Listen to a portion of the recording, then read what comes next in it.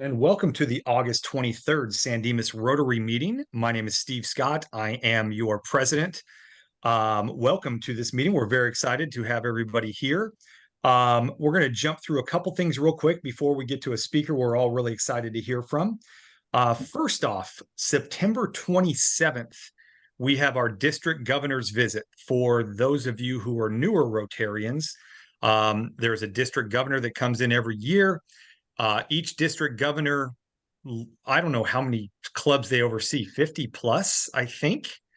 They generally make trips to each Rotary club throughout their year and give their presentation. I gave our RDG a bit of an out. He's going to visit us via Zoom, save him a little bit of mileage. But I'm asking everybody who can be there to please make sure and be there. It's an event that we wanted to show as much presence as we possibly can. Mike's a really good guy. He's a really good leader. He'll have some really good things to say. So again, that's September 27th at our normal meeting time. And we'll be sending out an agenda as we get closer. But if you can make it, we would greatly appreciate it. Second of all, we have a food drive on September 30th. Raymond, you have some details on that. Yeah, that's for the Marine Corps families out at 29 Palms Marine Corps Base. This will be our smaller food drive. We're probably looking to get 1 to 2 tons. The big food drive is in March, where we get 5 to 6 tons. But we have all kinds of volunteers. The next committee meeting is very shortly. I think it's next week. But it looks good. We're all ready to have a good food drive. It'll be on September 30th at the Masonic Lodge. Fantastic. Thanks for that information.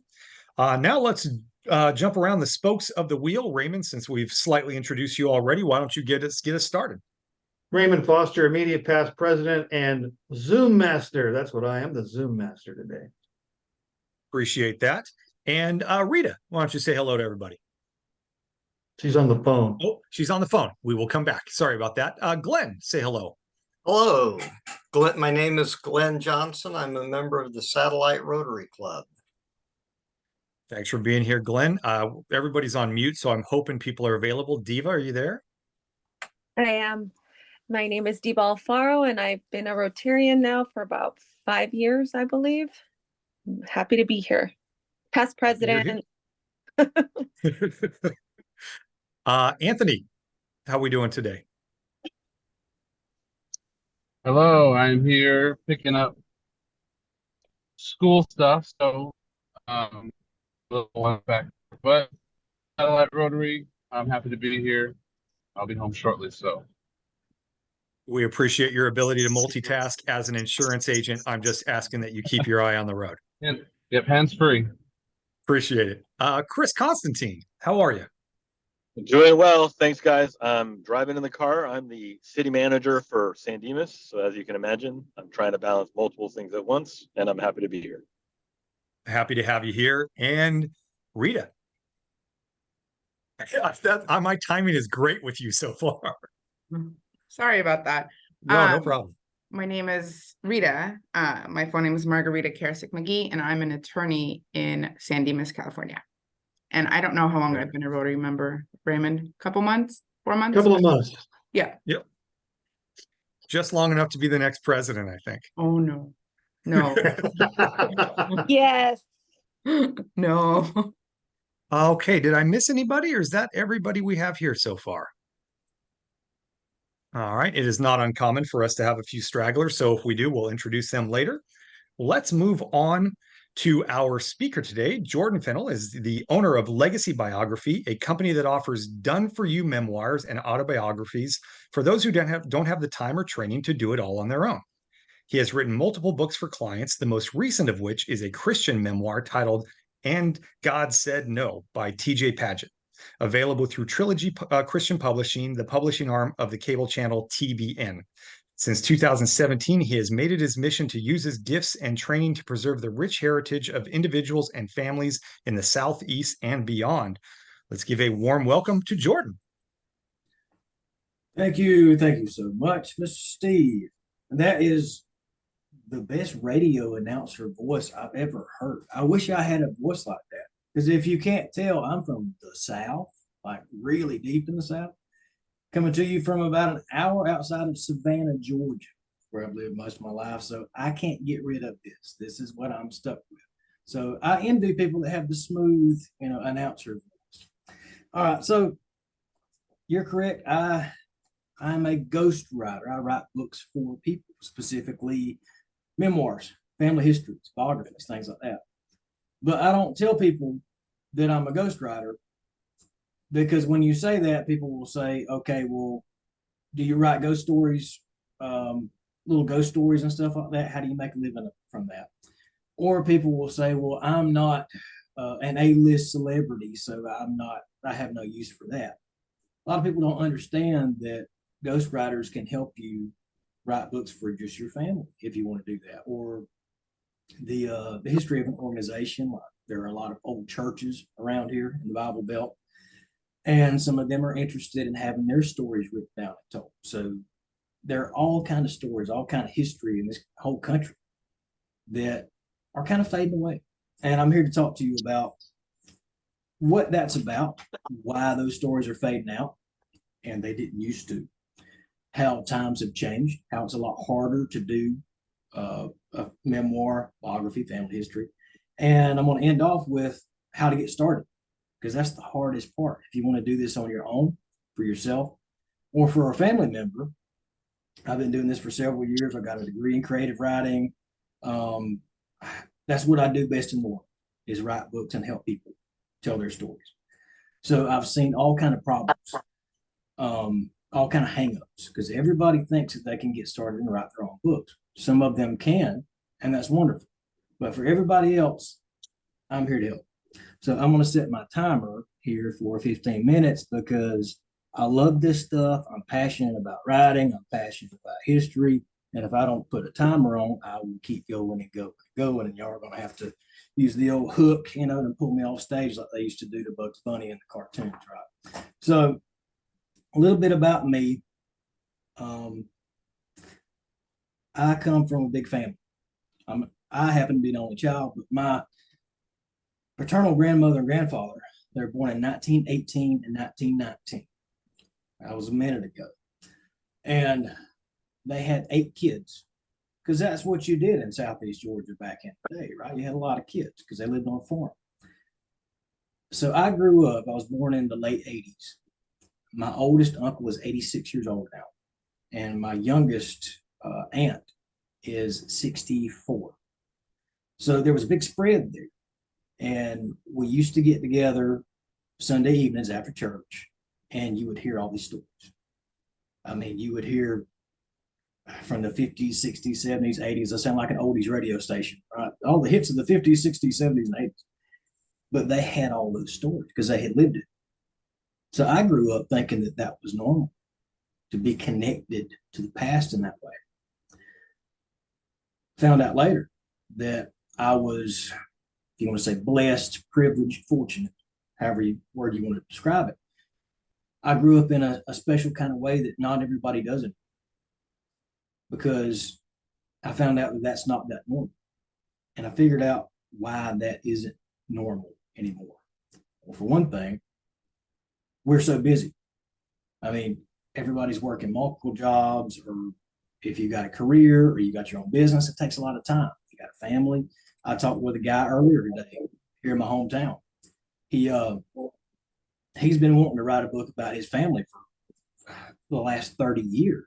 He just doesn't have the time, right? Because it's hard to find the time. So it didn't used to be that way. And we used to come together around activities. There was a lady in Woodstock, Georgia, I talked to a little while ago, and she talked about when she was a little kid and she got invited to come into the quilting circle with her mother and the other women in the family. And that was a big deal to her, because it was like an invite only. It was what do you call it? A rite of passage, right? And what did they do while they were quilting? It wasn't just about quilting. They would tell stories from the Bible. They would tell family stories. They would talk about Gertrude that just got her hair did downtown and it looks a mess, but we're not going to tell her that because that would be mean. We'll just laugh about it behind the back, right? Because, that's what people did. And of course, they would talk about the men in the family. They would talk about the men in the town, and you would build these histories. You would build these stories around these activities. Now, there's still a big subculture of quilting in this country, but it's a niche thing. I know growing up on a farm, we would be stretching fence and cutting trees and dealing with cattle and goats, and my dad always had animals. And he would tell me stories while we were working. My first car was a 1967 Mustang. We rebuilt the motor in that car, restored that car together. And he told me stories about the family that I never gotten anywhere else around this activity. But how many of us work in the field anymore? How many of us work in an air-conditioned environment? And I'm thankful for that. I'm thankful we have the technology where I can be talking with y'all today over Zoom on the other side of the country. So we have these technological advancements that are great in some ways, but they take some things away. We don't even notice it because those links in the chain in our family histories, in our stories, in our legacies, those little by little, those links in the chain have become broken. And people don't have a lot of time. People look at it and say, oh, that would be great. That would be quaint if we could sit down and tell grandma's story, make it into a book, or take your phone and do a video documentary about a family member. Everybody talks about doing it, but how many people do it? That's the problem. I talked with a woman in Augusta, Georgia, a few months ago. Her grandmother had passed away at 104 years old. And she came to me with tears in her eyes. And she said, I wish I met you 10 years ago, because we had been talking about doing this for my grandmother for years and years and years, but we never did. So most people, unfortunately, it's not important until it's too late, because you can write a biography about someone who's passed away. It's so much easier to do it while that person's still with you. You can do this face to face with them. It makes it so much easier. So case in point, my grandfather, James, the one that was born in 1918, grew up on a farm, and he had a bunch of kids working on the farm. And the thing about farmers is they're independent. Used to be, at least. They didn't have anybody telling them what to do. They were running their own show. They were completely self-sufficient, except for flour and things that they had to go to town on the horse and buggy to get these things right. So he got drafted in World War II. So he goes from running his family to having everybody tell him what to do. All of a sudden, there's my guest star in the back. That's Lollipop. She's my employee of the month here, if y'all can see her in the background. Anyway, Granddaddy James goes in World War II, right? And he's got everybody barking orders at him. He spent most of the war on KP duty, peeling potatoes, because he didn't like to follow directions. And he was good with a wrench, so he was in the motor pool. And he also worked in the bottom of these big ships, these destroyers. And he told stories about the asbestos in the bottom of these big ships would float down like snow, and it would gather on your shoulders and in your hair, and you had to brush it off. And nobody knew what that would do back then. So in 1963, because of complications from asbestos exposure in the military, he passed away. There are only 2 pictures of him. The best picture was taken by a traveling photographer back in the 1950s. This guy came to their house. My granddaddy James was out in the field working. Grandma told him to come inside. They wiped the sweat off of his face with a wet wash rag, combed his hair a little bit, took a picture of him in the living room, and then they painted a suit and tie on the photographic plate because he was wearing his work clothes at the time. It's the best picture we have. But that doesn't really tell the story of him, does it? The stories that his kids tell, and they still speak about that man with reverence. Those stories make him alive to me. And I even think about him in my day-to-day life, like what would Granddaddy do? Of course, I never met him, but he is a positive influence in my life, and he helps drive me in the decisions that I make. A lot of the successes that I've had in life, I attribute to thinking about what would he have done. So if somebody had written a book about him in his words, he could pass on his knowledge, that would be priceless to me. But how many people do that, right? It slips our mind. We just don't take the time to do it. I'm thankful that those stories still exist, but not everybody has those stories.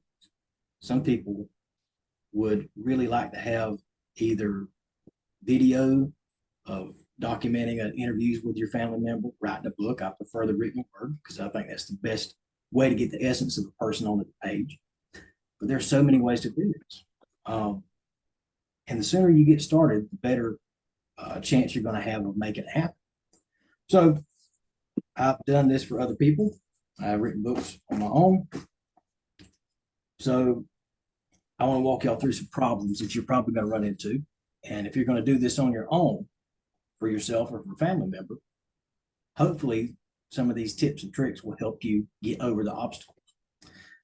First thing is an outline. And when I say that, people roll their eyes. Everybody says, okay, I was in the 5th grade and we went through the writing process and I know about pre-writing and all this and editing. Yeah, but how many people do it? I know that I didn't when I was in college, write term papers. I'd wait till the night before and just dash it off, right? And got a pretty good grade on it. That's kind of how we all do. But when you're talking about someone's life story, their memoir, whether it's your own or you're doing it for someone else, you can't just jump in there and make it happen. I mean, very few people probably could, but it's best if you have an outline to work from, which leads me to my second point, interview. You need to interview this person. Or if you're doing it for yourself, you got to think about it like this. You're interviewing yourself. See, if you're going and talking to a family member, if it's like my grandmother was, you're going to have a conversation with her, right? But an interview is not the same as a conversation. Conversation is going to go over here and over there. It's going to circle around and all that. It's organic. It's how conversations work. But you need to change this into an interview. Because if your family member is like my grandma, she's going to talk about, okay, well, you look like you're hungry. I'm going to get you some biscuits. You want some macaroni and cheese. And you can't say no to grandma's mac and cheese and biscuits, right? But the interview, you need to be more focused on this. You need to go in and have some questions ready to guide that conversation. It's on you to do this if you're interviewing a family member. There are plenty of resources out there about this. Some people are good at interviewing and some people aren't. Some people have to learn it as a skill. There's a book out there called Your Children's Children. I cannot remember the author's name right now, but he was a reporter for the Chicago Tribune for years, a book called Your Children's Children. And it basically is a book of interview questions and conversation starters that will help guide that conversation to get the outline down on the page, just like a journalist would do. Because my job as a ghostwriter is doing the interview, being the journalist in a way, and writing the book, and editing the book, doing the formatting, doing the cover design. You have to wear all those hats and be the project manager and the coach to get everything going. So if you're doing this for someone else, you've got to wear all those hats too. It's not just about writing the book. Writing the book's the fun part. How do you get the organizational skills to get it together to start writing a book? That's where most people fail. So if I'm harping on about the interview, it's because it's very important. The fun part is the writing, but most people get in there. I've talked to plenty of people way smarter than me because it doesn't have anything to do with intelligence. It has something to do with skill and experience. The only way you can learn how to write a book is to write a book. Most people, they write their first book and it's just awful. They file it away and nobody ever sees it because they're ashamed of it. The second book is okay. But who has the time to do that, right? So to keep this from happening, to help make sure the first book that you write, which is your memoir or a biography about a family member, is good, outline, interview questions, get it together, then you've got something to work with. So a lot of people get into this and they're excited, they're enthusiastic about it, and they get 2 or 3 chapters in and they say, I don't know where I'm going. Or something happens with their car, or they get busy at their job or their business, or the kid gets sick. Something is going to happen. I guarantee you, if you got to write a book about your life, things in this world will pop up to try and stop you. I don't know if you want to call it the devil or the universe or whatever. It never fails. There's always something that tries to stop you from doing this. I don't know why, but look for it. It's going to happen. So that's even another reason to have your outline together. If something happens, you get pulled away from it, you can come back. Because there's nothing worse than getting into halfway through a book and getting distracted or something happens and you come back 6 months later and try to pick it up. You're thinking, I don't know where I left off. This seems like way too much work. And on that note, consistency. This is going to feel like work because it is. It's a different kind of work. If you're writing your own life story or a book for someone else, it's going to be work. It's going to feel like a job. And most people stop when it's not fun anymore. So how do you get around that? Well, the only way to really get around that is to hire somebody to help you, to keep you accountable, like a book coach or a ghostwriter, or set aside a time every single week without fail, just like it's a job, even though you're not getting paid for it. 30 minutes. If 30 minutes is all you got to think about how important is this to you? Because if you don't look around, 10 years will pass and you still haven't started on it. 30 minutes a week, if that's all you can give to it, please give that 30 minutes. Because at least in a year from now, you can look back and say, hey, I've done a few chapters. At least I've got something together. I'm making some headway. That's going to keep you enthusiastic. It's going to keep you moving forward. One of the other big problems that people have is they put it off. They don't have time. People make time for the things that are important for them, which is true. I mean, all those of you who have started businesses, those of you who have climbed the corporate ladder, those of you who have been successful, you have to make sacrifices to get where you are. Nobody handed it to you. I know the little success that I've had in my life, nobody handed it to me. I had to make sacrifices. The same thing with writing a book. You've got to make that sacrifice of time, even if it's 30 minutes a week. Consistency. Lock yourself away in your home office, go to the library, go somewhere where you won't be bothered. Lock the door, turn off your phone. And for 30 minutes, you make a deal with yourself. Say, for 30 minutes, I'm going to work on this. This is the most important thing in my life. Because one day, it will be. And are you going to look at it and say, well, there's my time? Or are you going to look at it and say, yeah, I got it. I got it done. Or are you going to look back at it 20 years from now? You say, I haven't even started. And a lot of people don't take it in, they don't take it that importantly because they're not getting paid for it. You know, it's not part of your job. But it's priceless for your family and your community. Even if you're not some rock star, you're important to somebody in your community and your family. And I'm sure they would be glad to have that. So there's plenty more I could talk about, different things to look out for, whether you want to publish the book or not, whether the length of the book concerns with that. Do you want to self-publish? Do you want to publish it for another through a traditional publisher? Do you want to just keep it for your family in a Word document or print it out and just give it to the family? Different directions to go with that. I don't really have time to talk about all that, but I will leave my contact information if anybody wants advice on how to get started, because that's the hardest thing, is to get over that hump and get rolling with it. So thank you guys for having me. If we have time for questions, I'll take some questions. As you can tell, this is really important to me. And if I can help just one person get started on this, then I've done my job. So thank y'all. If we got time for questions, that's cool with me. We definitely do. And first of all, thank you. That was fascinating. As talk about you being in South Georgia, me being in Southern California. Only child, paternal grandmother, had 7 daughters and 2 sons. An amazing woman, born in 1919, an incredible story. I wish I had heard this presentation 5 years ago before she passed, because somebody should have told her story the way it should have been told. She deserved that respect. And so I'm kicking myself thinking about that opportunity right now. So thank you for that. Do we have any questions? I'm assuming our writer in the group may have a question. I thought it was well, I guess you're referring to me. I am. I've written a couple of books, Jordan. What you said, there's a couple things you said that are absolutely true. The first one is that writers write. And so if you're not writing, you're not a writer, you're just thinking. And number 2 is when you interview people, I tell the story.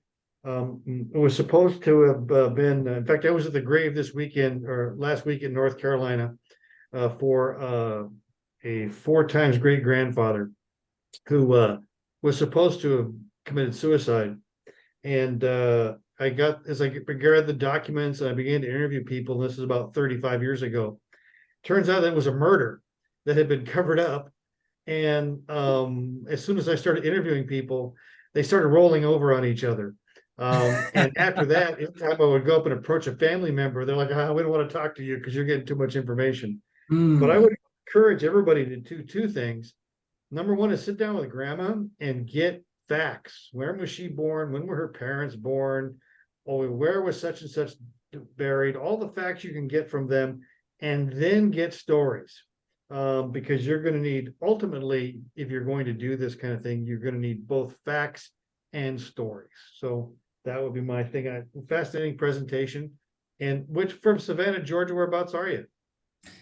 Statesboro. We're Georgia Southern University is here, about an hour away from Savannah. Yeah. And you're exactly right. You need the facts as well as the story, because it's a mixture of both. The last And God Said No, the book that Steve talked about, the last one that I published that I could talk about, because I didn't go into like the ghost part of Ghostwriter is you're not always able to have a byline, because there's several books that one guy told me, he's like, nah, if you tell anybody that you helped with this book, I will sue the pants off you. And I said, well, I want to keep my pants on, man. What are you talking about? But this guy, TJ Padgett, with his book, I sat with him at his kitchen table with him and his wife. He's 80 years old. And he was getting frustrated because the timelines weren't matching up. And he's like, well, it was my life story. Why can't I tell it? Which a lot of people say to me, like, because you've never had to tell it chronologically from beginning to end. You usually tell bits and pieces based on the conversation that you're having, right? Is why, like you're saying, get the facts straight, get the chronology down, should I say. Then we can go in and fill in the story, the emotional parts. You're exactly right. Because people's minds don't work like computers. You can't push a button and say everything that happened to me in 1993, boom, there it is. It doesn't work that way. It slips around and your memory can play tricks on you, especially things that happened 40 or 50 years ago. I have a memory myself that I never experienced. It was a story that my parents told when I was a little kid about my Uncle Danny, who's in his 60s. And just my little kid brain, when I was 3 or 4 years old, I heard that story and it's me, I'm there.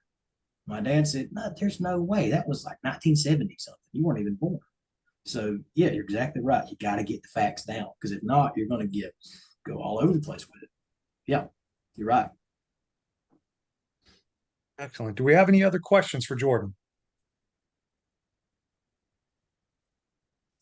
All right. Well, Jordan, again, thank you so much. That was fascinating. On a much lighter note, I look forward to my Dodgers playing your Braves here in the playoffs, and my Trojans beating your Bulldogs. Bring it on. Bring it on. We are going to move on to the next portion of our meeting. You are more than welcome to stick around, but if you have other things to do, we understand. Please leave your contact info, because I do have another family member I'd like to chat with you about in the future. No problem. Yeah, I got to run. Thank you all so much for having me. Appreciate your time. Thanks a lot, Jordan. Okay, moving on to the next portion of our meeting. I saw him strolling around our fine master. There he is. He's actually sitting now instead of walking through the park. Casey, how are we doing today? I'm doing good. I found my seat. Hey, I'm going to start off by finding myself in honor of what Steve just said, and a few other folks that really love them Dodgers. I'm going to the Dodger game this weekend, but it happens to be out at Fenway. So we're going to be in Boston, and we thought, what a great opportunity to go see a real Dodger game out in Fenway Park. So I ain't got no money left, but I'm going to find myself $10 because I'm just excited to share that with you guys. Who else has a fine? They want to share what's fine, what's not fine, and how things are going to go forward better.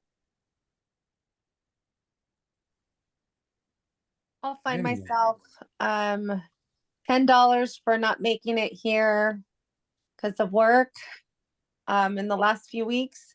And then also an extra $5 because I want reports of where you guys go. I'm actually going to Boston the end of September. And though we have an itinerary, there's certain things that I'm still trying to figure out where we're going to go. It's going to be me and the kids. Absolutely. Thank you. Thank you, Diva. Anybody else? All right. Thank you, Casey. Moving on, Raymond, do we have anything under the guise of Action 360 this week? Well, we do. This evening, we've got the 2026 committee meeting for casino night, and that's important. We've got to pull this together to get this first event out. Ticket sales are kind of slow, as are sponsorships. So that would be at 7:30 this evening, following the Satellite Rotary Club of Military Family Support. And of course, we've got Dimas Project, which is the domestic violence fashion show that we're working on, and the food drive that we're working on. And also, we need to begin to really seriously think about a fundraiser, because we're going to want to do teacher mini grants in a few short months, as well as all the other things we like to fund. So put your thinking caps on. Thanks very much, Raymond. Now let's take a look at the calendar, if Raymond can put that up. Hope you're seeing the calendar. We are seeing it. Let me put on my glasses so I can actually read it. Okay, so we do not have a meeting next week. We are dark, it appears. Yes. All right. So very busy September. Got a meeting 6th, 13th, 20th, and then again the governor's visit on the 27th. Looks like Satellite Club's got a lot going on. Anything specific anybody wants to talk about from the Satellite Club? You know, this evening's meeting, Steve, is going to be, the presenter is Samantha Holt, the executive director of the Armed Services YMCA Camp Pendleton. And you know, we work with the ED at the Armed Services YMCA in 29 Palms. So tonight's meeting, where her presentation is really the first night we're getting information on perhaps expanding the food drive to cover another military base. Which, if you think about it, it's crazy the size of our club. And we got so much food we're collecting. We're thinking about opening up and servicing another major military installation in Southern California. So tonight should be a very interesting meeting. Excellent. Okay, so as always, thank you, Raymond, for keeping that calendar not only full, but full with quality. Circling back to something real quickly on the Action 360, Raymond and I think are in lockstep in that this poker tournament that we've discussed is the way to go for our fundraiser. Where we are lacking right now is a venue. I don't have any suggestions, but with Chris here, with other people who have ties to the community, if you have any suggestions on where we could do this poker tournament / tequila tasting, this is something that I think can be a huge hit. It's not something that we've done, that anybody's really done before. It's not a casino night. It's something much more specific. And I think it could really do some great things for the community and for the club and what we try to do. So if you have any venue suggestions, please reach out to Raymond or I, because that's really the one sticking point that we have right now. The other stuff is kind of easy once we lock in the venue. So please keep that in mind. How far are you looking, or is it just area of San Dimas? Are you looking to go other cities? Ideally in San Dimas. Okay. I see the suggestion of Sendejas. The problem is that we'd have to have the whole restaurant and close it off to other people, and it's not really conducive to that. And I know, yeah, obviously the city has the different places. The problem with Life Pacific is the fact that we're doing gambling and drinking alcohol. It seemed kind of inconsistent with the Foursquare Church. Other than that, we fit right in. What about the mansion? Doesn't it have like a little courtyard in the back? And they opened up the restaurant. It's probably not big enough. Oh. Yeah, we're looking, we need a spot that would fit 100-ish people. It's kind of the goal. Hmm. I mean, the senior community room, the plumber building, that may be something that we have a further conversation about. Mhm. Especially because that's where one of those is where the casino night is. Am I correct on that, Raymond? Yes, the casino night we're working up will be in the plumber building. The good thing about the casino night is we're getting a lot of experience at doing different parts of this, like getting the ABC permit, coordinating with the different vendors, those kinds of things. Does anybody know either of the two country clubs? Because it seems to me that tequila tasting and a poker tournament at a country club seems like the right venue to me. I agree. With my experience with the two, if you look at the Via Verde, they're a private club, whereas San Dimas Canyon is owned by a corporation. So Via Verde might be more willing to work with you on that side than maybe San Dimas Canyon or Marshall Canyon, since they're owned by a bigger organization. Just to throw that out there. Raymond, do you have a budget for rental space? Because I could reach out to Anna at Via Verde and have a conversation with her. But ever since that Edward took over, it's fairly pricey. We don't have a budget. It's one of the things we haven't worked up, and the problem, we don't want to eat up the entire budget to do the event. If you'd have a conversation just to get an idea, that would be great. Via Verde would be a fantastic location. I'm worried about the price. Having worked for the corporation that owns San Dimas Canyon, I know that they have really stringent F&B policies with respect to bringing stuff in from the outside, and there's a lot that goes into it. Not saying it wouldn't work, but I think Via Verde would be a much better option if it's doable. But again, I don't know what they'd be looking for to rent that space and have servers and everything else that goes along with it. But yeah, if you could find that out, that'd be fantastic. And do you guys prefer inside or outside? Because they have a couple rooms, and then they have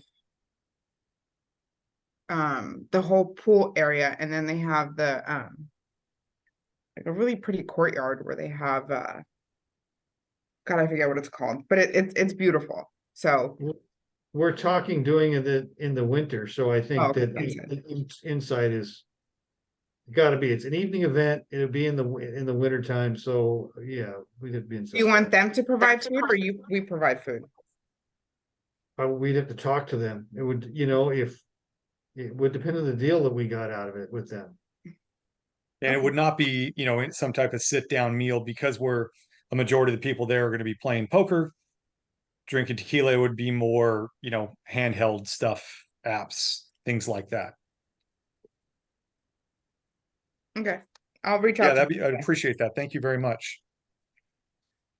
I was gonna say also, I mean, if we have to venture out of San Dimas, there's the women's club in Claremont. They have like a really nice club, little clubhouse that have done an event there. The other outside of San Dimas, it's Laverne. It's not far from San Dimas in that sense, but the Grill House, I can talk to the owner of the Grill House about using their space.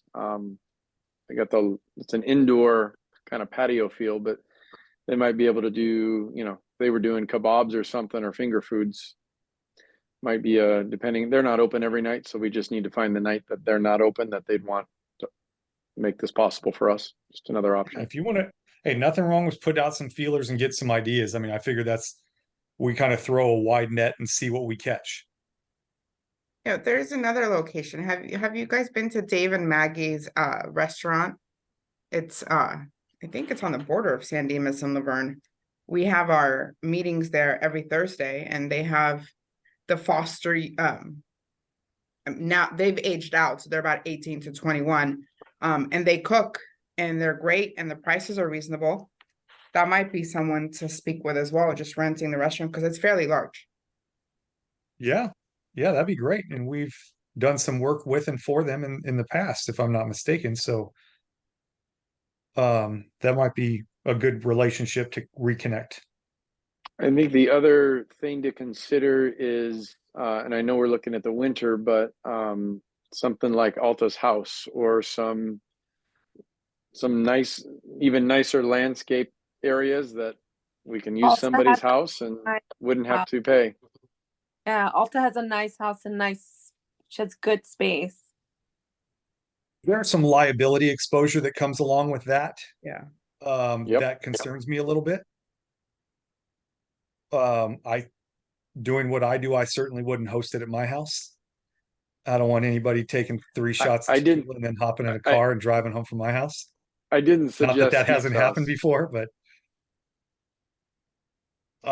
yeah, I don't know that one works. But again, let's kind of investigate every avenue, see where it takes us.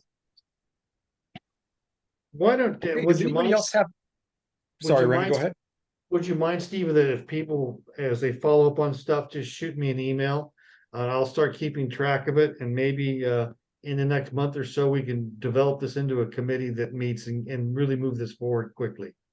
Sounds Would that be all right? fantastic. Okay. Okay, Super. folks, well, we won't see you next week. So have a great couple weeks. Enjoy your Labor Day holiday. I guess we'll meet the following Wednesday after that. Can't believe we're already moving into September. Time flies. Thank you all for attending, and we'll see you in a couple weeks.